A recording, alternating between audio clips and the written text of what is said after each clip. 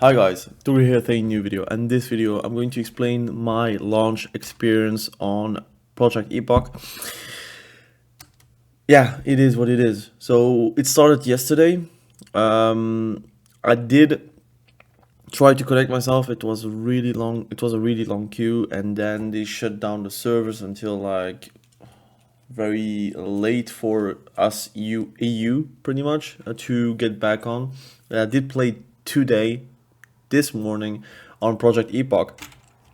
And my first impressions are that they are just not really prepared. Now, my issue that I have is that it is a server that is worked on for multiple years. So it's not only like a server that has been brought up a year ago. I think they just saw it a bit too big. And that's the first thing, like the marketing team, the videos, the classic plus feel, the many things that they are trying to do might be too much for a launch. And I think if you launch with like just a server capacity of 2.5k for every server, and there are like two servers, and you have people that are in queue, and you have a combined queue of 20,000 players, you are just bound to, like, is it fail? I don't know, but you're bound to fall on your face pretty miserably. And they are good at doing updates, and that's very good. They're like very aware that communication is key. And right now, can I recommend players to play and try Project Epoch? The truth is, I don't recommend it for myself either. I think the good thing is that it has a lot of engagement from the community. A lot of people are staying on the Discord trying to talk about it. There are like currently 23,000 online, like 24,000 online pretty much, without counting the offlines. It's maybe too big for them. And I think the truth is that it seems that they are not really very well versed in the private server scene. Might be wrong, right? I don't know them personally, but it's for sure not a Turtle WoW where the creators are like very known in that space, right? I think Shauna and whatnot.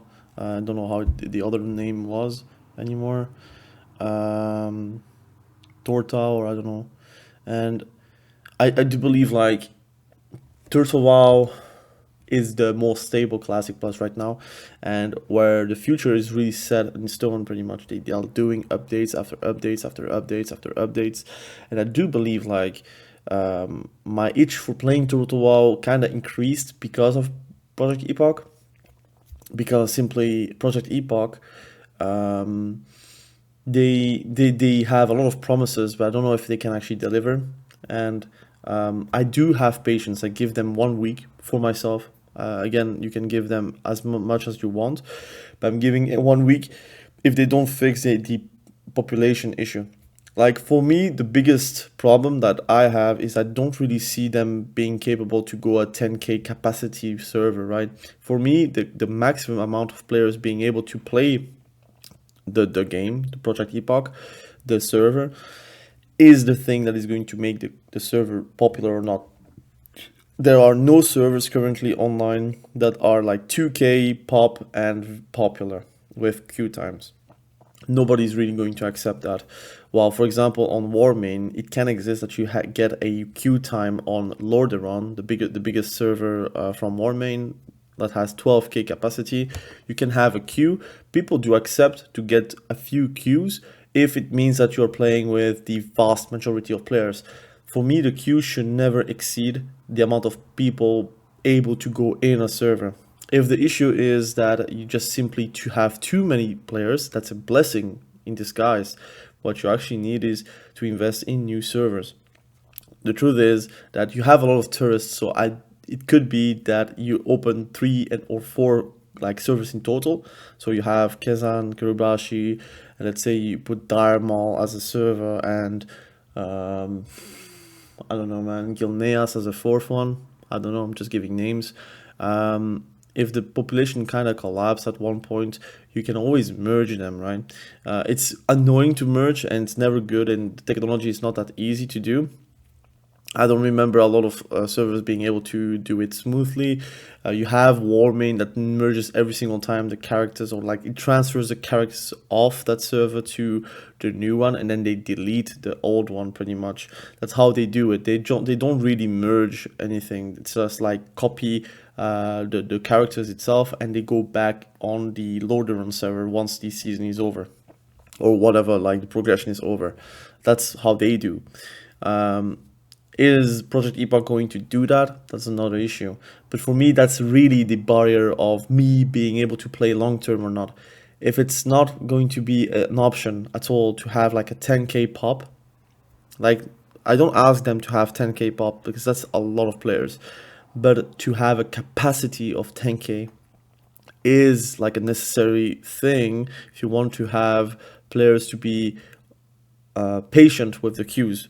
Like getting a queue of 8,000 on a server that has 2,000 players online really sucks, because you literally have to need like 4 times a full wipe of players to be able to go in. And that's going to take a long time. Like it could take like half a day. And to justify that is like hard. Even on a classic server like 2019, when that occurred, they just opened new servers and free transfers, and that kind of made some like ghost towns in general. But that's like acceptable if you know that they are like the vast majority of players are actually playing the game, so you know that it is going to go lower the queue times.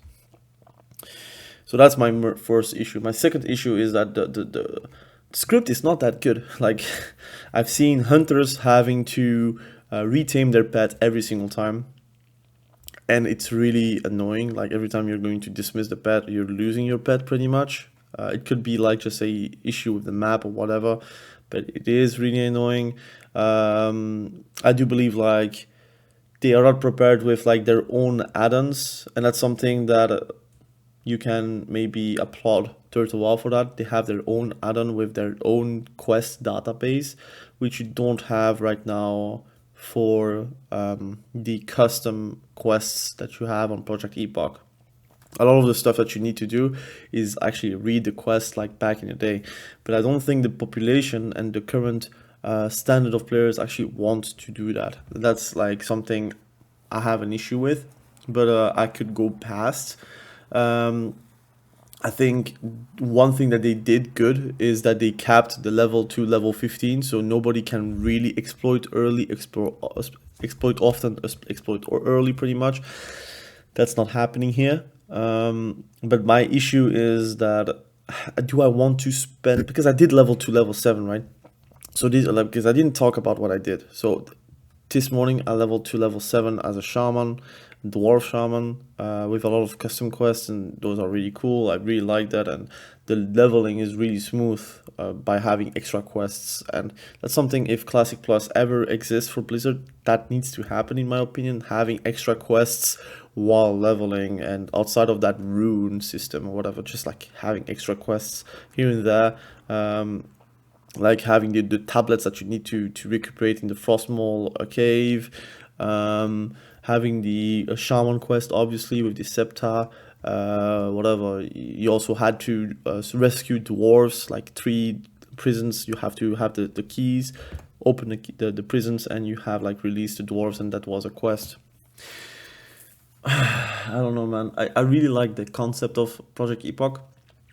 But one thing I have to say is, if you're playing Project Epoch because of the class changes, like a custom feel, that's not really the case here. I do believe like Turtle Wow has more in-depth changes towards the classes. And all of the changes that Project Epoch actually have for classes are just TBC, with some custom spells. For example, custom Blade Storm, which doesn't really work one-to-one with like how it works in Wrath. You have obviously your custom spells here and there that are going to give you a bit of flavor, but it could also frustrate you, because obviously you have TBC design and some spells don't really belong in TBC. For example, and I'm fine with it. But I do feel like Blade Storm is a spell that is really Wrath of the Lich King feel. While if you play Shadow Priest, it's literally just TBC. So you have like some classes that are living in Wrath, while other classes are still living in TBC, and then you have classes that are living still in like Classic, pretty much. Like for example, Survival Hunter is really just like purely a Classic spec. Like even in TBC, it doesn't change too much, but they add obviously a few stuff that are going to help you with like, for example, Steady Shot, but that's not going to change anything for survival. So if you're like a survival hunter and you love playing survival hunter, that actually just is the same as playing in TBC, like 1-to-1, and even the same for vanilla, because I think TBC survival hunter doesn't change too much except for readiness, and even then. So that's something you have to learn to accept, right? If you're playing Total WoW, you know that every single class has like a lot of changes, and they don't really live in the classic thing, in my opinion. If you're playing Survival Hunter, you're playing Melee Hunter on Total WoW, while on Epoch it just stays ranged. But that's one of the things. Like again, for me, I'm really in the middle, so I don't really care too much about the changes. I do want changes for classes, but for me, what made me want to play Epoch and give them not another chance to it for 1 week at least, maybe even more. Actually, like 1 week, then I'm back to vacation, so I could like give them a bit more. Um, for me, the changes was PvP, like the conquest, the arenas, obviously, the gearing through leveling, the leveling through PvP. I think a lot of the changes are really good for the game, which like are things that I would wish for TBC right now. Even like if TBC comes out without conquest, like I don't know if I really want to play it. Like if I don't know if I want to play it as seriously as I would think play Miss Pandaria right now. So yeah, I think like the many system changes, the dungeons and how like difficult, for example, even the mobs at the start, like you have wolves literally pouncing on you, like they pounce, so they jump on you with a cast. So that's something like it's interesting. I like it. It feels like a bit more realistic. You don't have like literally like target dummies while leveling, so that's cool. But I want to see like the stability issues to be fixed, the amount of players playing the game fixed. I don't know if there is a lot of defending it right now, except that they really care about uh, holding the players that are in back, and that's a good thing. I wish they actually did a wipe. They are not going to do that. I think that that's going to probably alienate a lot of players because they're going to be scared of like if they wipe right now, why wouldn't they wipe it a second time, for example? So it is what it is. If you're level 15, you can literally like farm gold, farm professions to the point where you are ahead. It is what it is. But if you're not ahead of levels, you can even farm Warzone gold to get the gear, for example. Yeah, I really hope they do like improve the service. Like the service is like the big thing. If they don't improve the service like to a certain extent where 10k can play, not that it is a requirement because 10k players is like concurrent is really big. Like it's more than TWoW. It's less than Warming, but it's more than TWoW, for example. So at least capacity. The capacity should be there. So if there are 10k players, they should not have queues. And if there are more than 10k players and they have queues, but they know, okay, I'm not going into a like empty server. I'm going in with like the feel of okay, this server really is alive. You can't think about 2004, 2005 when you're thinking about a full server. Back then, the gameplay is really different. You had like 30, like you had 40 servers pretty much. So it's normal that a full server could be 2.5k and it would be spread out throughout the other servers, but you only have one or two servers, so they need to be really big, or else it just is not good. It should be mega servers. That's how the current population plays these servers right now. If it's private servers or it's Blizzard, like people just hop on the most popular server. So yeah, good luck to them. I'm level 7 on Shaman. Do I want to play again? If my experience today is like the thing I have to use to decide if I want to play or not, then I would say no. But I'm thinking about the future. I'm thinking like, okay, my experience today was not that great.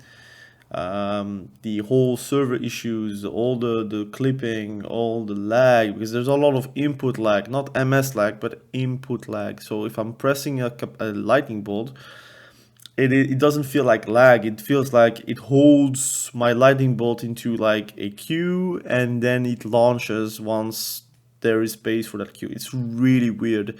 Yeah, I had the same issue with Warmane. My MS can be 30 and still have input lag, which is weird. It feels like a TBC thing, but it is what it is. I had fun on leveling. Obviously, there were a lot of players, so I would give another chance. But should I recommend to anyone to play right now? In my opinion, you're just wasting your time, and you're better off playing Turtle Isle right now, Warming if you wanna do PvP, or like if you are like on Blizzard service, Miss Pandaria is really good. Although it's not classic, it is classic, but it's not like vanilla. It's still decent, fun, and I would recommend to everyone to play that though. Or you can play Anniversary, which is like a waiting room for TBC or Classic Plus pretty much. So again, thank you for watching. Have a great day. Bye.